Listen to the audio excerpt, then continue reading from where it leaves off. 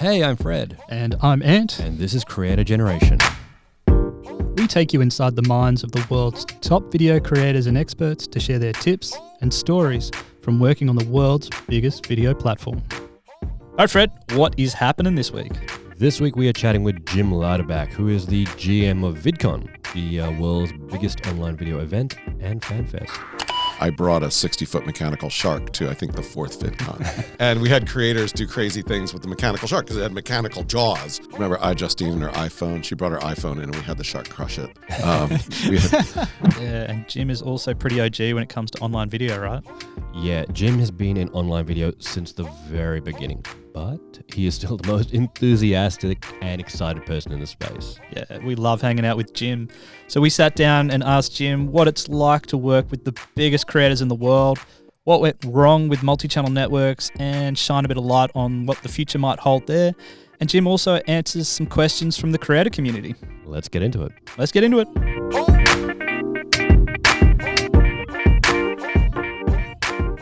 All right, Jim Louderback, welcome to Creator Generation. Thanks. It's great to be here. All right, Jim, why don't you tell us who the hell you are, because I'm going to do a terrible job of it. So I am a GM of a series of online video events called VidCon.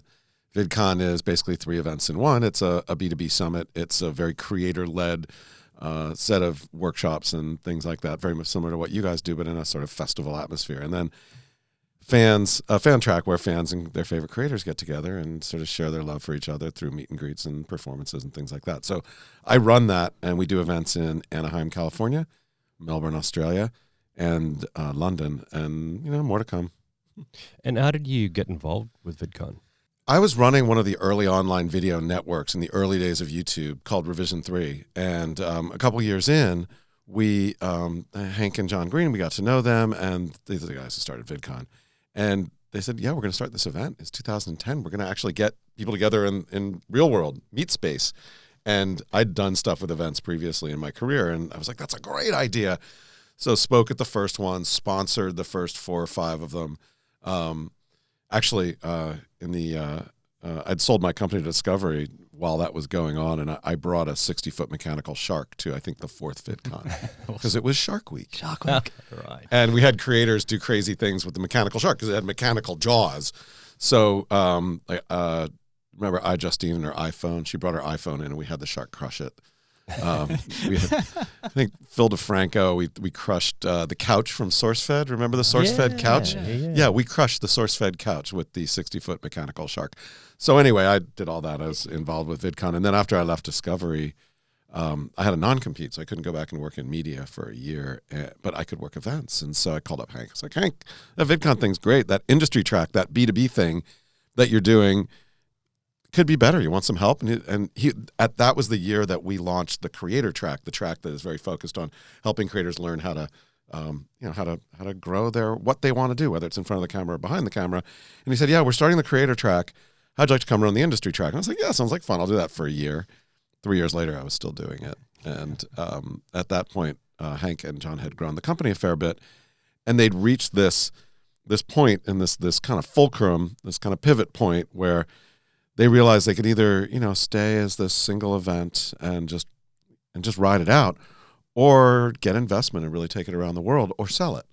And so Hank and his dad actually came to me and said, do you want to be CEO of the company and help us sell it? And I was like, yeah, I'm not doing anything else except running the industry track. Sure, it sounds like fun.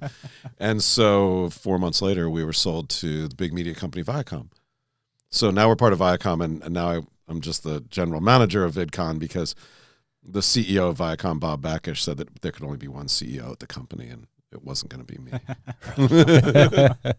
So for the listeners who don't know what Viacom does, they own Paramount and MTV. And Comedy Central and Nickelodeon and BET and a lot of other things. They're big. They're one of the top media companies in the world. And you can tell because they're based in a huge 55-story tower in Times Square in New York. That's all Viacom. That's when you know you've made it.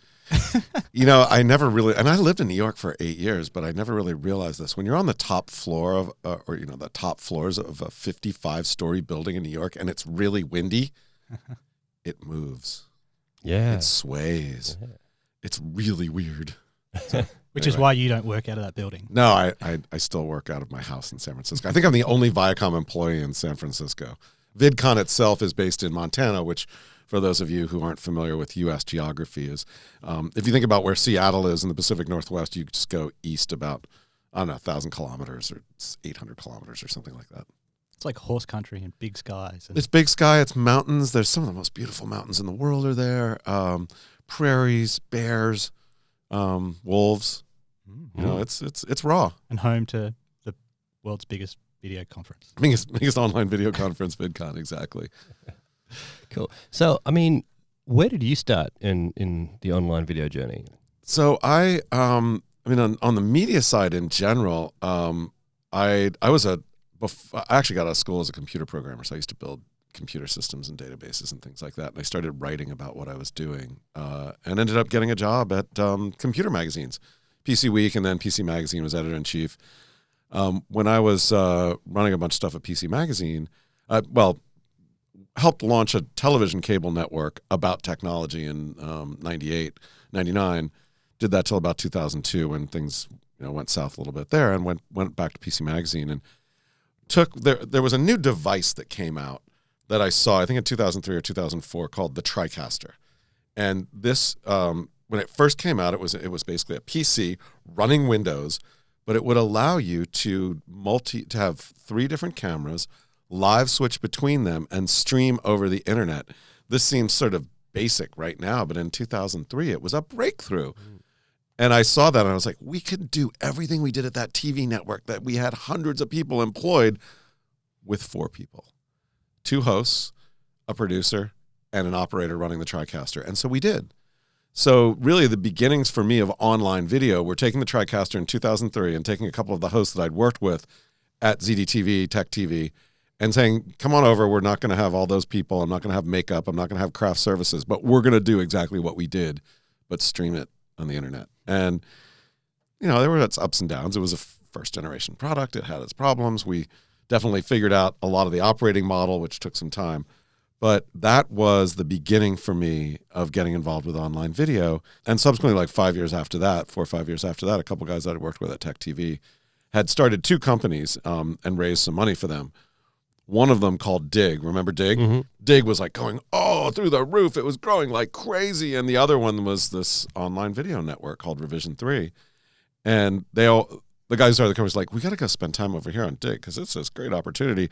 We need someone to come run Revision 3. We got a couple people over there. We got a couple shows. We think it's going to be big. And I'm like, yeah, you have enough money so that we can actually make it big.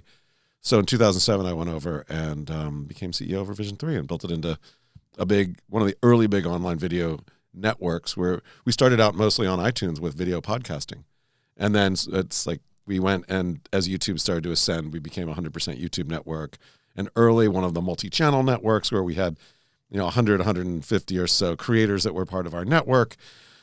That was not the best business model in the world, but managed to sell it to Discovery. So anyway, that's the sort of the journey from the beginnings to kind of the middle.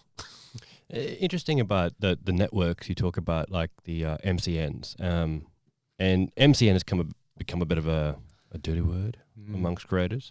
What are your thoughts about MCNs? Well, my thoughts about the MCNs now are they're bad businesses and that most likely they aren't great for creators, but most MCNs have morphed from sort of the traditional multi-channel network where you were aligned with it to maybe a talent agent or other areas like that. But the early days of the MCN, YouTube actually encouraged companies to do it and to sign creators up because they frankly didn't have enough people to manage. I mean, all these creators were jumping out and they had 100,000, 200,000, 1 million followers. YouTube didn't have the staff to take care of them. So they said, look, you guys go work with Revision 3 or Maker or Fullscreen or Style Hall or a bunch of the early MCNs because frankly, they're going to give you support and we can't. And then a year or two later, they're like, that was a dumb idea. and they took, a lot of it back, and then they did pretty much everything they could do to sort of ruin the business model that they had actually tacitly helped create. What do you think went wrong with the multi-channel networks? Oh, it's trying to make, a couple different things, but basically the promise of coming to a multi-channel network was that we would sell advertising, we'll do a better job for you than YouTube, we'll get you more money, we'll give you more support, you can work with other creators just like you. The problem is that on the monetization side, YouTube never really set it up so that it actually, for a multi-channel network, they would actually make enough money, even if they did a great job selling. Like we at Revision 3, there's in-show sponsorship models where the creator talks about, Netflix or Audible or stuff like that. We pioneered that. I mean, it's been in media since the 50s in television, but we pioneered it in online video. And I think we were the only ones that had written in our contract that we could do that. And still YouTube tried to shut us down a couple times because they realized that we were doing things that their salespeople couldn't in ways that they couldn't, and we were taking money away from them. So monetization, it ended up that you'd bring people in and you'd say, okay, we're going to take 20% of your ad revenue, but it's going to be a lot more for you. Well, that did not ever work. And then as creators got bigger, the power shifted from the networks to the creators, and the creators were able to go, the big ones said, hey, you want me part of your network? I am a big deal. It's going to be $1 million a year, $2 million a year, or whatever. Like we had Epic Mealtime, if you remember them. Yeah. Really early on, one of the guys that I worked with sort of discovered them, went up to Montreal and talked to them and really helped build them up, brought in a bunch of production models. And so for about 2 years, maybe a little bit less, I don't know. But anyway, they were part of our network. We grew with them. It was great. And then another MCN that will, remain nameless swooped in and offered them oodles of cash that we didn't have to come over there. Wow. It didn't end up working out for them, but they did get the cash up front, which was nice. And so the model of doing that, there's some creators made some money because they got all this upfront payment, but the MCNs themselves could never recoup that because they just couldn't get enough revenue to be able to pay that. So in the end, you ended up in a business model where you paid $1 out for every view to a bunch of creators, and you made back 90 cents. And that math doesn't work. So that's why the MCNs tended to shift to business models that work, like the ones that, I remember talking to Dan Weinstein at Studio 71, which is one of the few remaining sort of MCNs, back, around when I was selling to Discovery, and he was like, yeah, we're all in, we're doing, and because they came from the talent world, we're doing this sort of 360 stuff, we're going to provide talent and all these services and career management and all that. And I looked and I said, I just want to be a network. I just want to find great content and build great audiences and put it out there. I don't want to be a talent. I don't want us to be talent managers. Turns out he was right. I mean, for them, for a sustainable business model that worked in the MCN world, you basically became the sort of hybrid of agent manager for creators. So if that was then, what's the new MCN or the new support system for a creator look like? It's a couple of different things because in part it's find a good manager or find a good manager and agent if you're big enough that they're interested in working with you, who can help shape your career. Don't be part of their network, but do, the 10% or 15% or whatever agents and managers take. And because the monetization side back in the early days of online video was primarily advertising, it was very much of an advertising model where it's like a CPM, you get $20 for every 1,000 views, and then this person takes this piece. But now that there is a very diverse monetization landscape, so yes, advertising is a piece of it, but if you're relying 100% on advertising, you are doing yourself a disservice because there's so many other ways to make money, from touring. We see a lot of creators touring these days, to books. Last time I saw you guys, I was in Melbourne in November, and Georgia Productions was actually in town. I didn't even know. It was like I landed on Sunday night, and early in the day she'd been at somewhere in Melbourne, doing a book thing, and all these people were there. I was like, that's so awesome.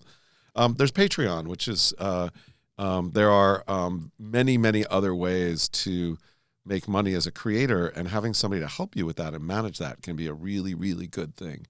Yeah. No, go ahead. It's interesting because so many creators are still fixated on ad revenue from YouTube. That's all they can think about. And when they chat to us, they're like, oh, how do I, maximize ad revenue? They don't think about all the other aspects that could make up your revenue streams. Yeah, and things like Patreon are easy. Like if you have committed fans and you structure it so that, and it's not just saying, please give me $1 a month, I would love you forever. It's more, what are the benefits that I can give you, whether it's early access to content, or it's a weekly or monthly private chat with me and just the other patrons, or is it a special t-shirt, or whatever those things are. That creates real value for the people that love you most, or that love your content and what you do most. And there's value there. I actually think there's value not just for independent creators, but there's value for big media companies. I've had this discussion at Viacom with the folks that run some of the online video. I'm like, we should do Patreon. They're like, no, we're Viacom. Why would we do that? I'm like, why wouldn't you? So it hasn't worked yet. But I do think the multiple monetization schemes are absolutely how creators need to put it together. The other thing that's going on, though, is that it's more than just YouTube. So online video is moving just like every other media has done. Media is plural. All of those things have done, have gone from broad to narrow, mass market to more targeted market. And I think we see that happening with online video, both on the content side and on the platform side. So think about magazines. I mean, the U.S., early days of magazines, we had Life, Look, Saturday Evening Post, and then we ended up with magazines about things like PCs, like PC Magazine that I ran. And the same thing in radio. Radio before TV had, big shows that were dramas and comedies, and then now it's just, talk radio, whatever it is. It's all different sort of interests. Sports radio and this radio and that radio. Television as well. Television went from a couple of key networks. You had, ABC and 9 and things like that. And now you've got, MTV, Comedy Central, country music television, VH1. There's so many of them. And I see the same thing happening with online video. So on the platform side, you've got YouTube. But now we've got many, many other platforms that offer different opportunities depending on the type of creator you are and what you want to do. And you can certainly use a couple of them, or you can find the ones you like best. Like there's some creators that just don't make sense on YouTube, but that are great for LinkedIn. And LinkedIn really focused on business and business influencers and mentors, and their creators doing a great job there that probably wouldn't be right for YouTube, or maybe they're doing some stuff on YouTube and other stuff on LinkedIn. And some of the monetization models around advertising are slow on whether it's Instagram or Twitch or blah, blah, blah, blah, blah. But there are opportunities to do things around merchandise and selling things. And so, online video in many ways is becoming a transactional medium. Sorry, I'm going to rat hole this for a minute because I thought this was really interesting. Dive in. Yeah, I'm done. We have head first. So Pinterest is they were at VidCon in the U.S. last year, and they're coming back again this year. We actually have their CMO there this year. But I was reading about one of the co-founders of Pinterest was talking about what's important to them from a video view. And so we're all conditioned, who've been in this business for a long time. It's like it's all about views and about CPM, cost per 1,000 views, and engagement, and they're like, no, that's not a video view to us is not valuable in the dollars we can get for every 1,000 views. It's not valuable to us in the amount of time people spend watching because we can serve more ads, which is where YouTube is going. What's valuable to us are the things that they do, the actions they take, and the things that they buy. And so for them, the value of a video view is very different from the value of a video view on YouTube or Facebook or others. And it's interesting, we see Instagram becoming more shoppable video as well. And so the value of a video view on Instagram can be more attributed to the amount of revenue that you generate through the things that you sell versus the advertising. So that switch from valued by eyeballs and ads and traditional media to valued around buying is really interesting. And I don't think it's going to go away. So long way around when you think about what an MCN needs to do and what works now is somebody who's focused on how do I take advantage of the different monetization opportunities and help you do it in a way that works and maximizes revenue for everybody. So there's another thing, by the way, on the going from mass media to targeted. It's not just to the platforms, but it's also to content categories. So the early days of online video was YouTube was like vloggers and music. Now we see so many different categories. Like we're doing animation clearly has been a big deal. And we see this in the US and also Australia. So we've got, a lot of the key folks like Jaden and some others are odd ones out. Were here last year. Those folks that are basically vlogging through animation, which is really interesting, like Jazza and some others. We'll be bringing them back to Australia this year. But those are really big verticals. But like in the US, for the first time, we're doing a pet vertical. Celebrity pets, right? I mean, okay, the pets aren't going to talk, but their owners will. And so we've teamed up with the Dodo. You guys know the Dodo, right? Yeah. So we've teamed up with the Dodo in the U.S. to do a pet vertical. And then there's family and kidfluencers and sports and food and travel and adventure. I mean, here in Australia, travel and adventure is huge. there's DIY, there's I mean, I could go on, but there are a lot of these more smaller niche categories that are driving great experiences, great response, and great value. And as a creator, it's no longer I'm just going to sit in my bedroom and vlog. You got to think about, like, what am I passionate about and who am I and what are the areas that I think I really want to get into, and how do I find the right platform to do that and the right spaces and the other creators that are similar that I can work together with.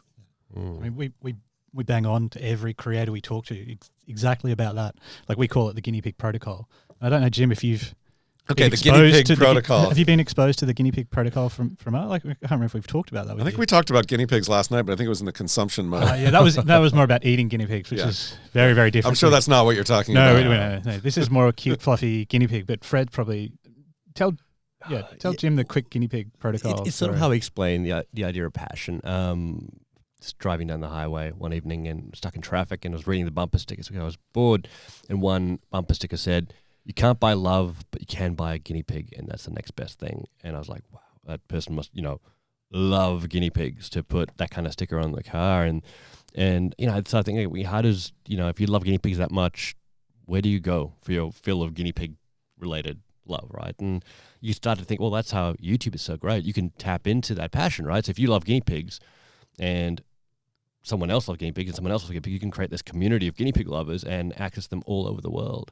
So what was once a small niche that was completely unserved by traditional media is now completely viable through online video and YouTube. Yeah, and then you can sell bumper stickers. And then you can sell bumper stickers. But people think we're it's full true. of it when You're we show right. that. But we show that example, and when we pull up guinea pig loving YouTube pages. Sites, and there's channels that have hundreds of thousands of subscribers, hundreds of thousands of views for things like 10 signs your guinea pig loves you. Yeah. Or music, like 8-hour-long playlists. So to soothe your anxious guinea pig. Yeah. Because, they've seen your travel snaps from South America, but they're anxious about being dinner.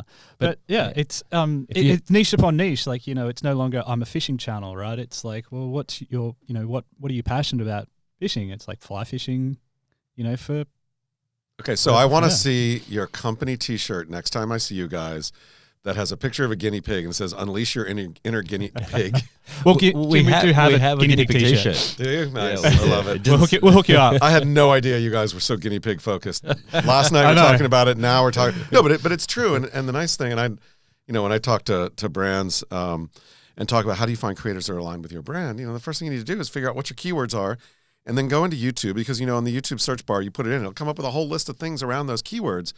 And whatever it is, it's a great way for brands to find out people that are aligned to them, but also for creators to find people that are aligned with their interests. Yeah. So cool. And, the power of the digital internet world that we have is that everybody in the world is connected to everybody else who wants to be on there. So every guinea pig lover can find every other guinea pig lover in the world, or whatever your passion is, whatever those things are. Exactly. Love it.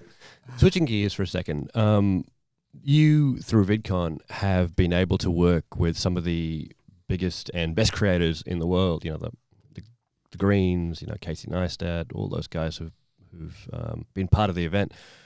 What's it like, what is that high level of creator like to work with? Well, I think it's hard to say it's like one thing because just like people are all different. There are, if you think of, and I think there are like 350, maybe close to 400 creators that are on YouTube that have more than 10 million subscribers. Maybe it's channels, but you look at some of them and they're dreams. They're great to work with. They're wonderful. They are intelligent, funny, and smart, and egoless, and just great. And then there are others that it can be a little bit more difficult to work with. And I think that's just natural. I mean, I've seen this in television as well. I think that there are more natural, authentic, real, nice people in online video, in part because of the way that they became big. Mm. They all started out at zero. Every single creator woke up one day and said, I'm going to go create a YouTube channel, or I'm going to go on Snap or Twitch. And I have 0 followers and 0 fans, and I built it up 1 by 1, 10 by 10, 100 by 100. And that gives you a much closer direct connection with your audience, which in many ways keeps you grounded. I mean, in television, when I was doing television, some of the producers I worked with used to say, we're in the business of turning nice people into assholes. And if you think, a lot of the talent on TV, for whatever reason, turn into crazy people. It's crazy time in many ways. There's less crazy time in online video, but there's still some people who are, can go down that crazy path.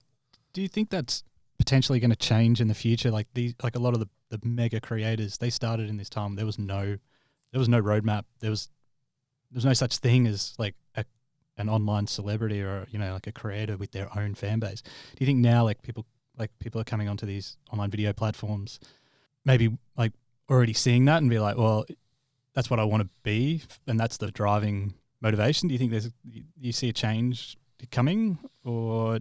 Yeah, I think it certainly is not the Wild West. It's certainly not like you're going to go, I'm going to start a YouTube channel, and everybody looks at you like, what, you must be crazy. What the heck is YouTube?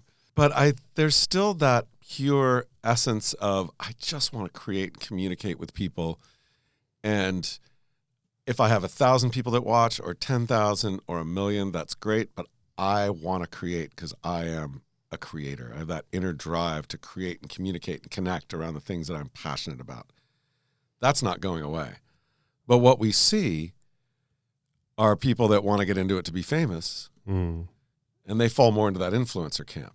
So you think about, I'm an influencer. I'm going to get big money from brands, and lots of people are going to love me, and I'm going to post pictures of myself, and I'm going to go out to restaurants and ask them to give me free meals. And if they don't, I'm going to give them bad reviews, or I'm going to go out to resorts and say they have to put me up for free. Otherwise I'll write a bad review about them. I mean, that's sort of commercial crap. I don't think is going to go away. But I think that, to your point, is what we're already seeing in how it's changing.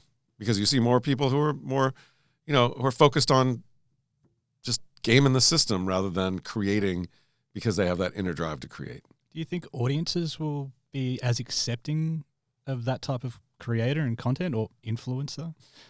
I think they already are, right? Look at the Kardashians and, the Jenners and stuff like that. It's, I do think that it's that whole sort of, it's not good for you, but it's empty calories. But boy, I love looking at those Instagram pictures. And that's an interesting point. I mean, you talk about the influencers who want to get into it just for money, where something like Insta is a platform where you can just be good looking and do very well without much else. But I'm struggling with that. I don't know. I should be king. What? There are filters for that. But then you look at like YouTube, where I think the audience wants something more. Do you think that's right? That they actually want something more from the creator? I think there's a continuum there as well. I mean, take a look at YouTube creators who are just in it because they want to create noise. Like who? Can you give us an example? Ooh. I think all you need to do is go look at who's fighting with who on Tube Filter today, or right, who's doing this or that. Fair enough. There are definitely, and I think you're going to see that everywhere. There's a distribution. I don't know if it's a bell curve or whatever, but there is definitely a bell curve. There's definitely a distribution type. Statistical distribution, could be a binomial distribution, could be a bell curve, could be a variety of things, could be a Poisson distribution. I don't know. But on one side, you have super amazing creators who just want to do it to create and build great audiences. In the middle, you have people like they do it, but they also want to do it because, hey, they'd like to have a living and be great and like to make money. And they do some things because they realize that it's good for them to potentially make money doing that, whereas it might not be good to practice their craft. Then on the other end of that distribution spectrum, you have bad actors who just want to get into it because, they just want to make noise and make money. Do you think that there's obviously a more chance of success if they go in it for the right reasons, for their own passion, love, wanting to do something great? I think there's, sustainable success. Absolutely. And I do think that over time, brands are realizing that the sort of artificial sweetener of influencers really doesn't do that much for you. And the benefits that you get are just not as good as working with passionate people that relate to your brand and that are similar to what you want to do and share your brand values, and that you can partner with over longer term. But we'll see. Before we move on from this topic, is there a filter that you guys use at VidCon then when you're looking at creators and influencers, or is it all relevant within the Look, there are a couple filters that we use. I mean, first of all, we're a very family-friendly space, so we don't, we don't have people who violate that. So, we don't even even on our sponsor side, there are people we don't have alcohol sponsors, and because it's a kid zone, it's a kid-friendly zone, family-friendly zone. We're very diverse-oriented, so we very much focus on both racial diversity as well as sexual orientation, and making sure that we're reflecting our audience, and the makeup of our audience is very important as well. That's actually super interesting. When we were at VidCon in Melbourne last year, we noticed that they had not just male and female toilets, but no gender assigned toilets as well. You actually put signs on the doors for that. I thought it was really non-binary, exactly. It was really progressive. I was like, wow, that's impressive. Boom. Yeah. And so those are really important to us. Yeah. And so the way that we select creators, you put a couple of those filters in where, there's obviously going to be headliners who are going to drive attention and interest and people are going to want to see. And so you take a look and who are those folks and does it make sense for them to come and do they want to come and can you work out the details and what will they do and da-da-da. And then we then look at the types of content we want to do, whether it's, we're going to do classes on sound design this year. So let's find some creators who are really good at sound design and bring them in. Or, we're going to focus very much on what it's like to come of age on the internet and come of age on YouTube. Let's get some creators that have done that may not be, they're not going to sell 1 million tickets. We don't sell 1 million tickets, but you know what I mean. But they are going to provide a great conversation and a great insight for the audience that comes together. So it is really this mix of who are some of the top creators we know we just want to have there and that fit some of those things that I talked about before, but then also who's gonna fit the topics we want to talk about. So, for example, when we're doing the we called the Dodo Pet Zone in Anaheim this year, there were certainly some very famous pets that we wanted to get there. Manny the Frenchie and Nala Cat and a couple of others. But the Dodo has a great series about pit bulls called Pity Nation, and we're like, let's do something on that because we know that people are passionate about that, and they're not necessarily the biggest creators in the animal space, but they do serve that niche, and they're really interesting. And then so have some up and comers, and we have social good, and so all those things in the microcosm of that pet zone, kind of is similar to how we do the entire event. And I think it's time to take a quick break. Yeah, good call. Creator generation isn't just this podcast, right, Fred? That's right. And we've also developed an app to go along with it. And the reason for that is that we wanted to bring the creators all around the world together in a global community. So get on the app. You can talk to other creators around the world, and you can also get a bunch of extra content to make you a better creator. Definitely. And funnily enough, it is called Creator Generation. Very, very original. And it's available for iPhone on the App Store and Google Play for Android phones, which is awesome. Indeed. Actually, I want to talk a little bit more about VidCon, but first, I just want to go back to one thing. I asked you, what's it like working with the top creators? But is there a trait that a lot of the top creators have generally, whether it's to do with professionalism or the way they work or anything like that? What I've seen, and in my days at Revision 3, we worked with a bunch of top creators as well. The ones that I've worked with that, and I don't know if this is everybody, but that they realize that their audience is the reason that they exist. And even if they've got, 10 million subscribers, they still want to connect with their audience in that one-on-one way, and they still are open to it. So, for example, I used to work with Phil DeFranco. And, OG, but he's huge and still is. Phil would walk down the street. Someone would come up to him. He'd be in a restaurant. He wouldn't be like, oh, go away. This is my private time. He'd be like, he would sit down and actually have a conversation and talk. And really, and that one-on-one experience, so important to him and so important to the creators that really get this space, that they don't lose that. They don't lose that sense of, I need to do what's right for my community, for my fans, for my audience, because without them, I would be nothing. In traditional media, it was all about gatekeepers, right? You got an acting part on a show or a movie because some gatekeeper, some producer somewhere in LA or Bollywood or somewhere else said, you're going to be a star. That's not how it works in online video. In online video, I made myself that way by having that great relationship with my community. And those are the ones that I see, even the ones that are on top, still have that direct connection to their audience and value it and realize that without that, they'd have nothing. Does that idea of openness, right? That idea of that honest and frank communication, which people love, whether it's good or bad, it's just open. Open, and also we're creating this thing together. We're Yeah. in it together. Yeah. And I think that, to me, is really interesting. Like Liza Koshy, for example, I forget it was last year or the year before. She didn't want to do like a traditional interview. She's like, let's play headband with my fans. So we invited some of the fans up on stage, and they, did a little headband thing, and they actually, and it was amazingly That's good awesome. because she realized she just want to interact with her fans and make that happen versus I just want to do the boring interview where you sit and watch and I talk. Yeah, that's why the energy at VidCon's so good, right? Because everyone there is so genuinely excited and attached to who they're seeing. Yeah. Yeah. Yeah, and the creators are excited about interacting with their audience. Yeah. I mean, the bigger you get, the harder it is to interact with your audience, right? I mean, it is hard for somebody to go and walk down the street or go somewhere and have like 5,000 people. I don't know if you saw, was it Casey Neistat did that thing recently where they had a pop-up shop with, who was it, with David Dobrik? Yeah, Dobrik, yeah. And I don't know. Yeah. I mean, I don't know if there were 5,000 or 7,000 or 10,000 people there, but there were a lot of people there. And that's tough because you want to have a one-on-one sort of relationship with all of your fans, and your fans think they have a one-on-one relationship with you. It's the power of that medium where you hold them in your hand to watch them. It's very intimate. But how do you create an environment where you can still connect with your audience in a one-on-one place? And that's one thing we do at VidCon really well, is we have a lot of great stuff in place so that the creators don't get overwhelmed, crushed by love, but also so that they can have those moments with their fans, maybe not all of them, but enough of them to feel like that there's that connection is there and they're listening to them and they're building things together. I think David Dobrik would have sold a lot of merch with. Yeah. It was a merch pop-up store, yeah. I think. So yeah, exactly. 10,000 people descending. I know. That's a good collaboration with Casey. Yeah, exactly. Look, we've been to all the ones in Australia here. We're going to the one in the US this year. It's a great event. We've met tons of people there, and it really is a celebration of what YouTube and all the online videos are all about.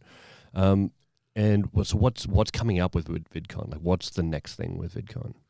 Well, so the next thing for VidCon is taking it various different places. I mean, we're in Australia. We did London this year for the first time. Chances are there'll be more from there.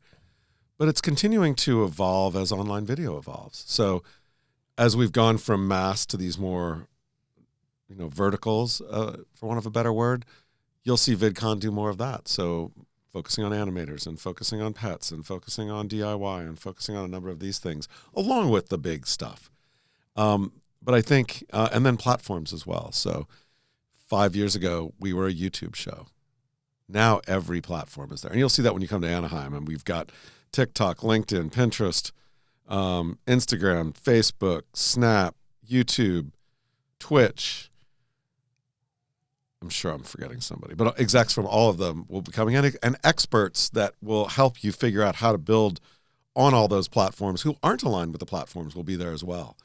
So as more platforms proliferate, as more types of content proliferate, we'll continue that, and we'll continue to celebrate the connections. This what doesn't change. We're going to celebrate the connections between creators and the communities and the fans and the audiences that love them. And by that extension, really love each other, because if you're a fan of David Dobrik and I'm a fan of David Dobrik, we've immediately got something in common. So, Fred's got a question. Yeah, a question back. We were talking about creators. So, one thing I'd also want to ask: the top creators. Sometimes people look at their content, and it's deceptively simple, right? You look at, you might think Casey Neistat, just a vlogger. You might think John, who does primitive technology. He just goes out in the bush and makes primitive technology stuff. But there's such a level of genius with some of those creators and thought that goes into it. I mean, we were talking to John from Primitive Technology, and the thought pattern behind his videos and how he does it and the methodology and how well he thinks through his videos is so crazy. I mean, he doesn't talk in his videos, right? But if you look at the translation, he's got like 10 different languages to explain what he's doing at the bottom, because he knows all the different audiences want to understand what's happening. And you look at Casey Neistat, the way he programs all his videos, and the things around what he does with product and, how he plans all that. It's so interesting. What do you think about that level of creator and where they're going to now? Well, the great thing about the internet in general, by the way, is that we realize that creativity is evenly distributed around the world, and that you don't have to be in certain places or go to certain schools to be creative, and to create great stuff and create new formats. I think it's great to see all these new formats and new ways that people are connecting. I mean, you look at the stuff that Casey does, or the stuff that, and a lot of the stuff, like, they would never see that on television. It's just not going to work. It doesn't fit the television formats, but it works online because you can try and experiment with many different things. Now, as we start to see new media start to be created, whether it's through VR, AR, other sorts of ways that people can connect to audiences and new platforms, I think we're just going to see even an explosion of even greater stuff. And Matt Gillen, who talks at VidCon, has been talking recently about sort of the 18 formats or whatever that work in online video. I think he's right at some level that there are some standard formats that work, but then there's format mashups, right? So look at the interview format on YouTube never really worked until somebody got the brilliant idea of taking a challenge video and an interview video and mashing them up into the Hot Wings Challenge, right? And now that's an amazing interview show where it's like you interview them and then they eat hot. I mean, I'm surprised. All we have is cookies here. It's a good thing we don't have hot wings because I wouldn't have eaten any of them. But that's like a really, really, those sort of mashups are really fun. But then create new stuff as well. It's the level of creativity, the explosion in what people do, and it's amazing. And it's great that the people who, not everybody, but that people who really are serious about their craft and serious about being creative and serious about trying new things, a lot of them have risen to the top. Yeah. Matt actually made a video mentioning that, like, we don't need another tech review YouTube channel. Like, if you want to do a straight tech review YouTube channel, like, there's already probably millions of them.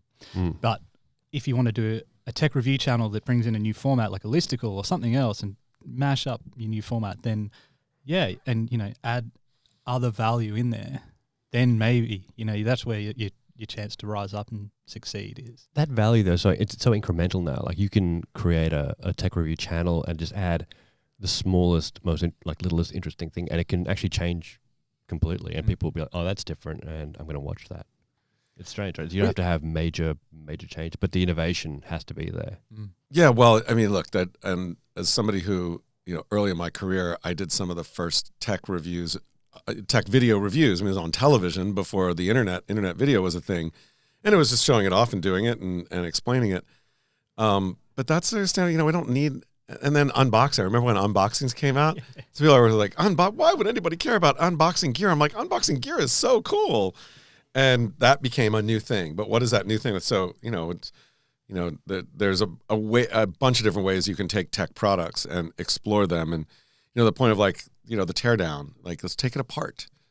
Or let's give it to cows and see if they can use it. Or I'm not sure anyone's doing that, but it could be a really fun format. Or guinea pigs. Let's give guinea pigs. Yeah, let's give a smartwatch to a guinea pig and see what happens. That could be really interesting.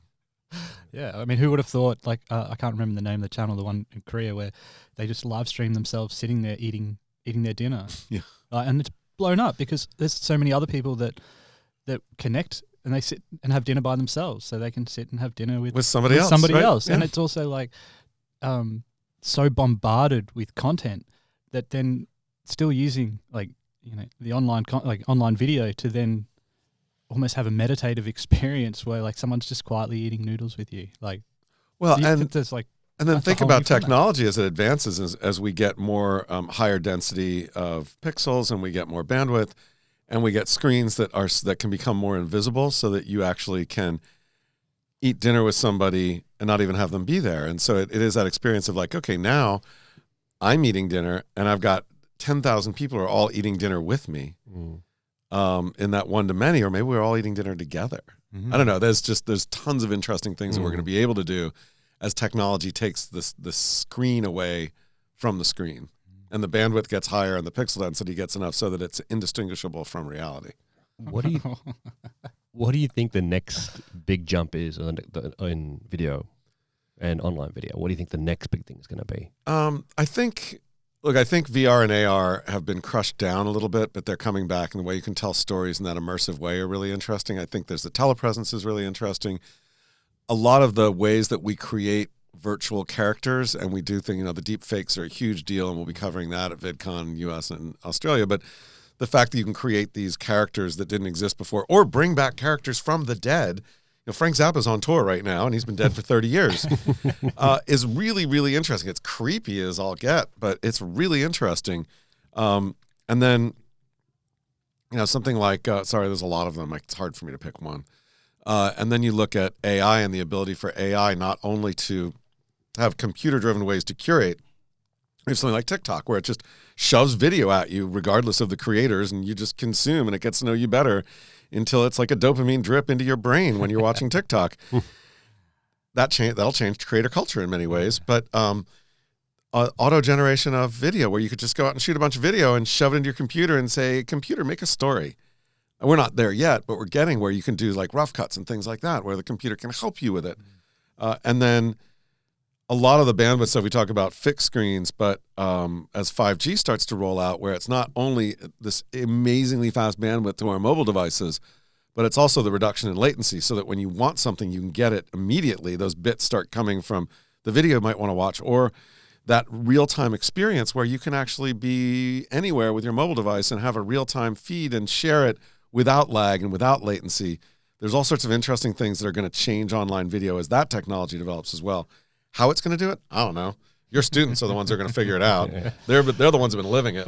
But lower the eyes down a little bit for like emerging creators, because we spend a ton of time helping emerging creators as well as top ones. But what if you're an emerging creator now? You on the journey, you're creating content. What should they be focusing on now, immediate and maybe short-term future? Do you think?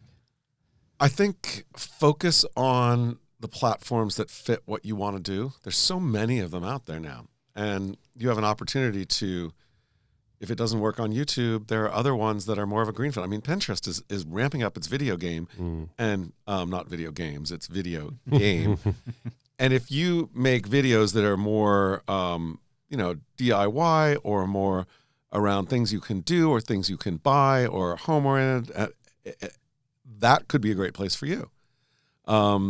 If you like doing 15-second short videos and those sort of boomerangs and things like that, TikTok could be a great place for you. So that's one. And two, find people like you and connect with them and do things together. You don't want to be somebody who's got 1,000 subscribers going out to someone with 1 million. That doesn't work. But find people like you, do similar things, and do stuff together and help each other grow.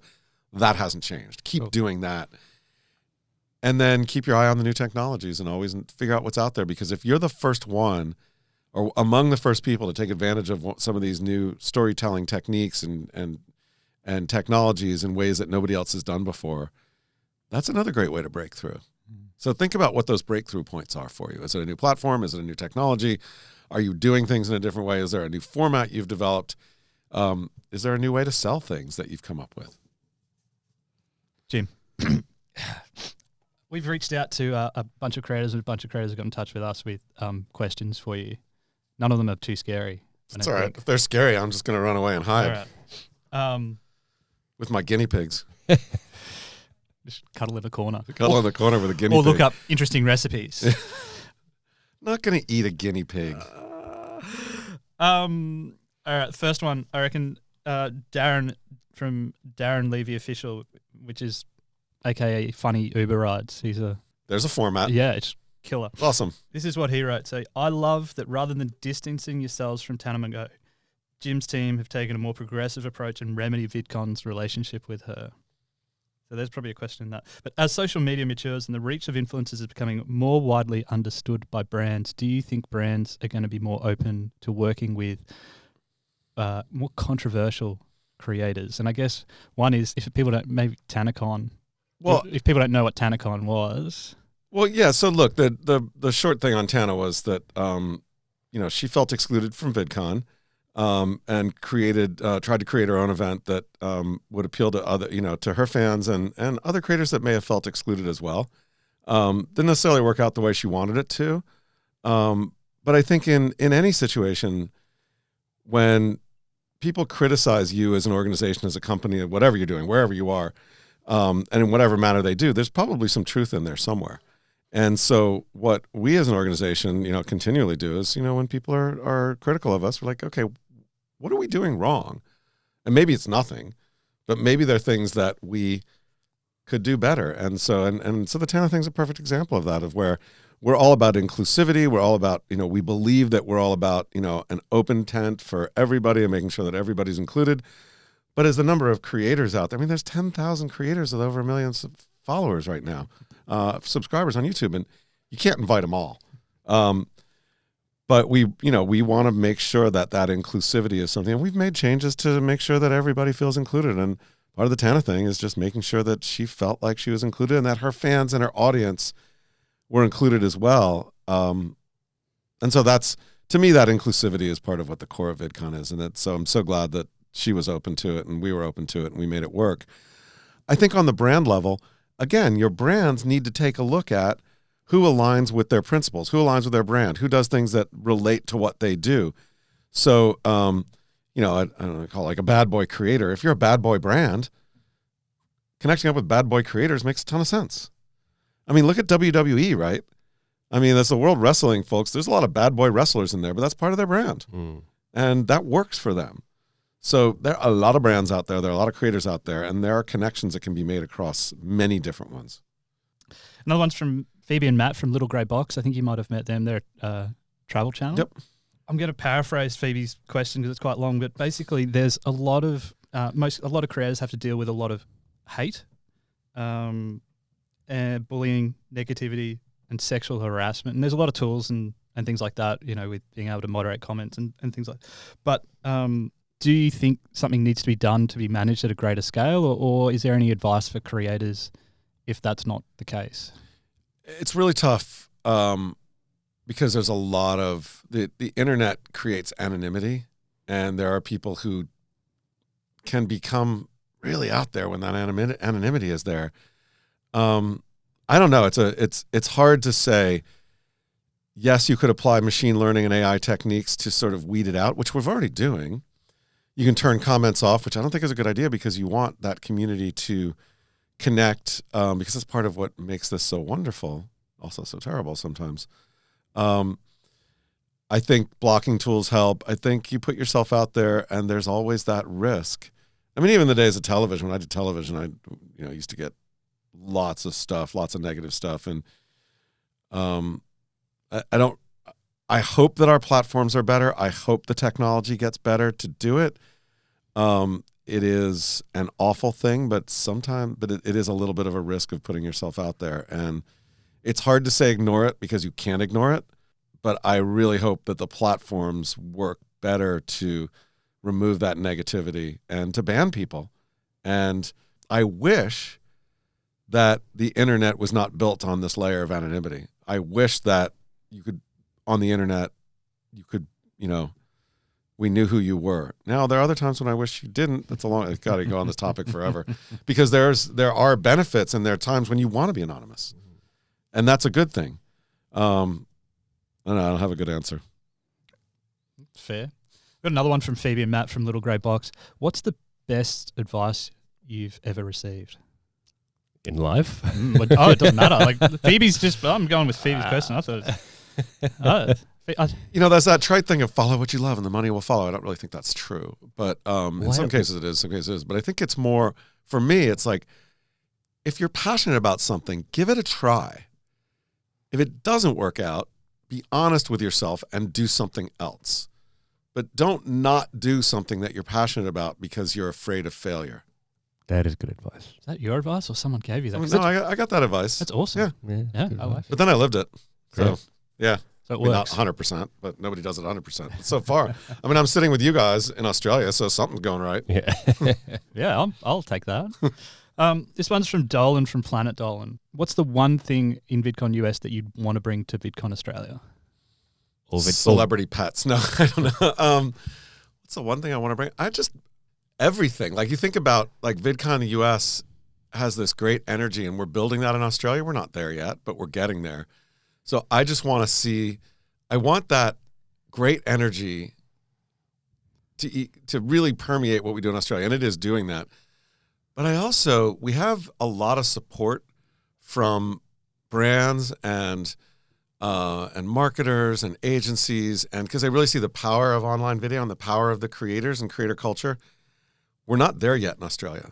And so that's one of the things that we're working really hard to do and to open people's eyes. That's part of the reason why I'm here 4 months before VidCon Australia, to do things like talk to you guys and go speak at Umbrella, which I'm doing next week, and to try and get people in the business world to understand that this is the future of media. It is not changing, and that if you want to figure out where it's going, you have to go to VidCon. So we're still working on bringing that to VidCon here in Australia.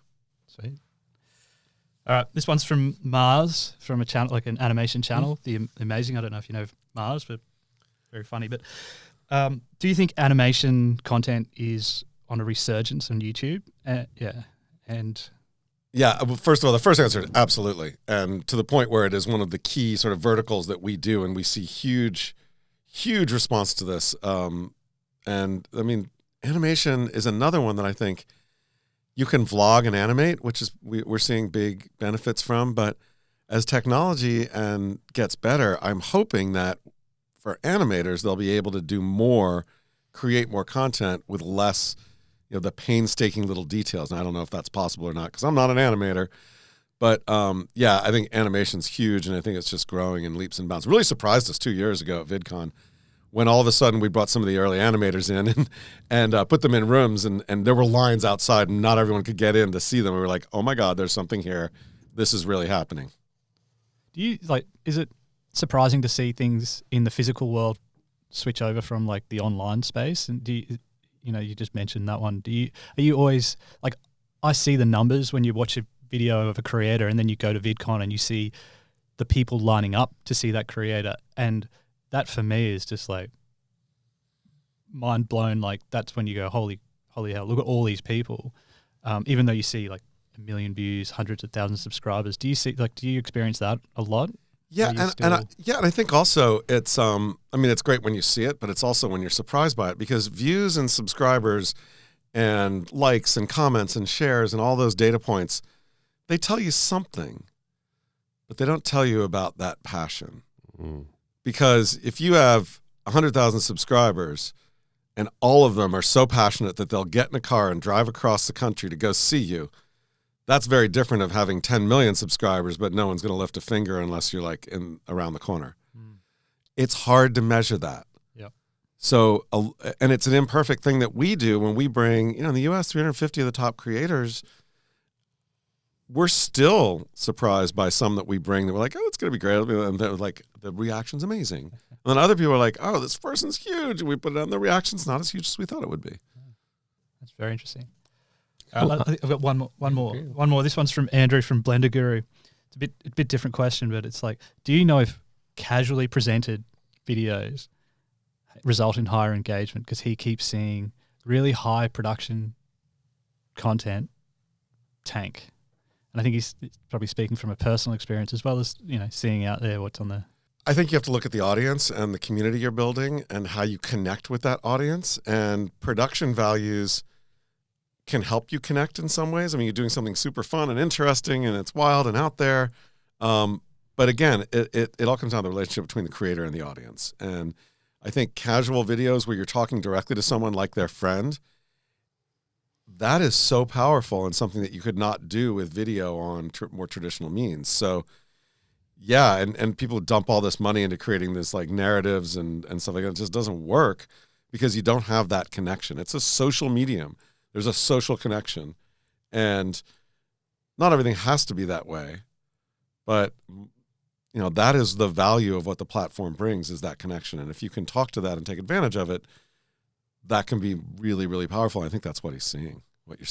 Cool. Do you think TV or traditional media is ever going to be able to do that? I think it's a continuum now, but I think television as we know it, which is, streamed to the big screen with no back channel connectivity, is going away.